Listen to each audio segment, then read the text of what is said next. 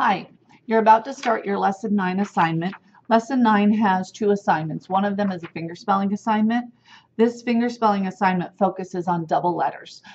In the fingerspelling notes in Lesson 1, you were supposed to print those out and take a look at those. Those explain that we have contact and non-contact letters. So a contact letter is a letter that comes in contact with the hand, like A, B, C doesn't, D, there's contact here. When we have a contact letter, we open and close it for two of them. So A, D, N, M, O, S, like that.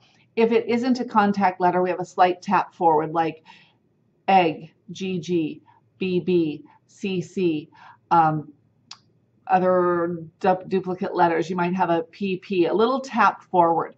We want to make sure with our finger spelling that we're not bouncing our arm up and down. It's not Bobby. It's not jutting forward like you're punching someone.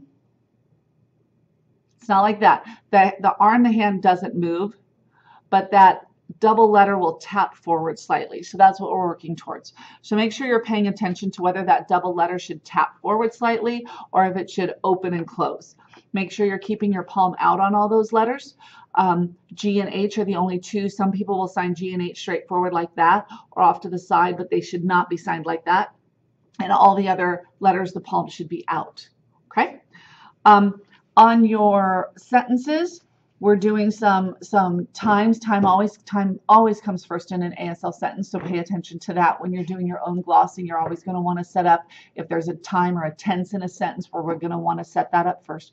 We do that because there's no difference between the sign go and went. Like there's an English go, went, going. It's all the same sign. We need a time. We need a tense to tell us which concept we're using. So that's why that tense sign is supposed to be first. We've got WH questions and yes/no questions again. I'm looking for that down eyebrow movement with the head coming in for the WH, the eyebrows up with the head coming in for the yes/no question.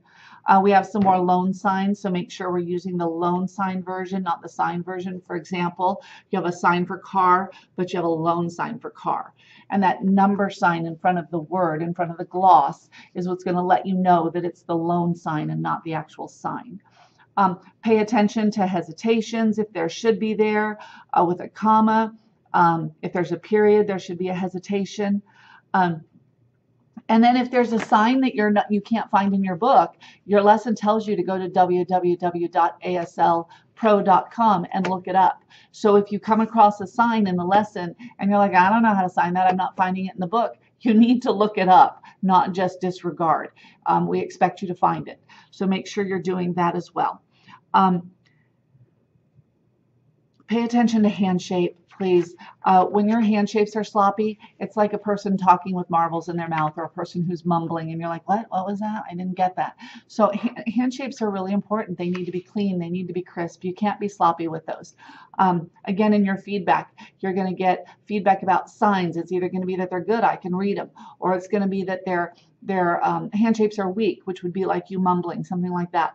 Or I might have to just tell you a sign's totally wrong. Look it up or I'll try to describe it to you. For fluency, I'm going to let you know if your pacing is good, if it's conversational, if you're choppy, if you have hesitations, if you're not pausing at all where we would normally breathe in speech patterns, there should be hesitations. And then your face. Remember that we do use non-manuals for those grammar markers like yes, no questions, topics, tense, WH questions, negatives. But you also have to use your face to be engaged in the conversation, to show tone of voice. That has to be there. And it is one of the hardest things to master in ASL, but you have to do it. So those are the three areas I'm looking at when I grade and give your feedback. So please pay attention to that feedback so you can continue to improve and be ready as we move on. This is our last lesson before you have to start doing some of the glossing on your own.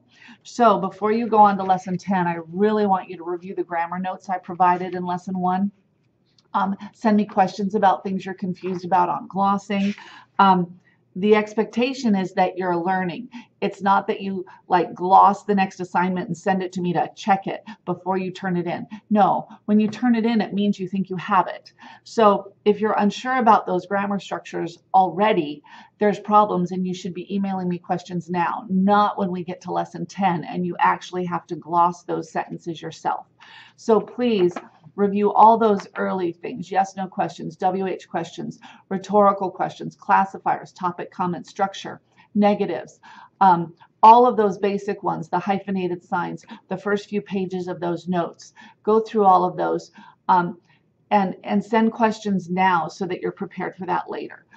Good luck. I'm looking forward to your videos and looking forward to the last few assignments where you're glossing on your own. And we'll try to continue with some hints before each lesson in these video notes. Thank you very much.